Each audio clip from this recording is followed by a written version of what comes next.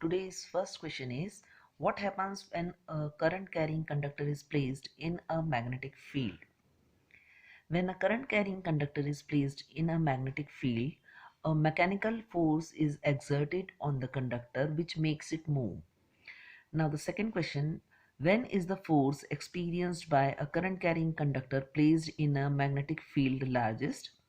So it will be largest when the current carrying conductor is perpendicular to the direction of magnetic field. The third question, name the rule which can be used to find the direction of force acting on a current carrying conductor placed perpendicular in a magnetic field. Definitely it is the Fleming's left hand rule. State two ways to increase the force on a current carrying conductor in a magnetic field. There are two ways: by increasing the magnetic field in which the current carrying conductor has been placed, and by increasing the amount of current flowing in the conductor, we can increase the force on a current carrying conductor. Next question, what is the principle of an electric motor? When a rectangular coil is placed in a magnetic field, it experiences a force on it and which makes it move. This is called the principle of electric motor. Here current should be passed in that rectangular coil. So we can say when a current carrying rectangular coil is placed in a magnetic field, it experiences a force and which makes it move continuously. Which way does the wire in the diagram below tend to move? Here we can see the direction of magnetic field will be here from north to south pole, and if we use Fleming's left hand rule to show this, it will be like this. So as we can see, the direction of force will be in the outward direction of the page. This shows the direction of current and this shows the direction of magnetic field, and this thumb will show the direction of force acting on the conductor. Now what is the force on a current carrying wire that is parallel to a magnetic field?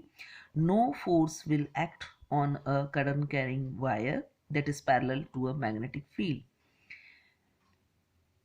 The next question, when a wire is moved up and down in a magnetic field, a current is induced in the wire. What is this phenomenon known as?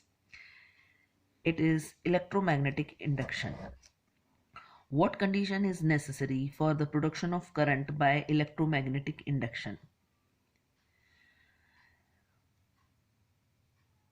For the production of current by electromagnetic induction, the necessary condition is the relative motion of the magnet and the coil or the conductor.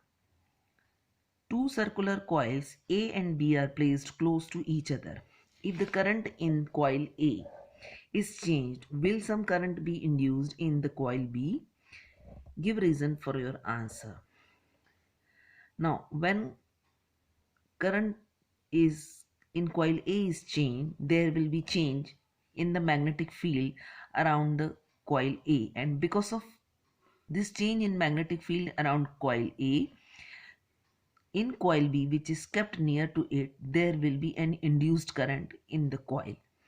This is called electromagnetic induction. If you hold a coil of wire next to a magnet, no current will flow in the coil. What else is needed to induce a current? Actually, there should be a relative motion between the coil and the magnet. So if we are keeping the coil fixed, the magnet should be moved inside or outside the coil, or the another condition is if we are rotating the coil around the magnet. Next question, a coil is connected to a galvanometer. When the north pole of a magnet is pushed into the coil, the galvanometer deflected to the right. What deflection, if any, is observed when the north pole is removed? Definitely, when the north pole is pushed into the coil, the galvanometer is deflected to the right direction. Now, when we are removing this north pole away from the coil, then the galvanometer will deflect in the left direction. Part B, the south pole is inserted. Again, when north pole was inserted, the galvanometer's deflection was to the right. So when the south pole is inserted, the galvanometer's deflection will be to the left. Now the third part, the magnet is at rest in the coil. If the magnet is at rest in the coil, there will be no deflection in the galvanometer, because in this condition there will be no induced current in the coil. Name one device whose working depends on the force exerted on a current carrying coil placed in a magnetic field. It's an electric motor. And what is the role of the split ring in an electric motor? The split ring reverses the direction of current in the rectangular coil of an electric motor after every half rotation of the coil.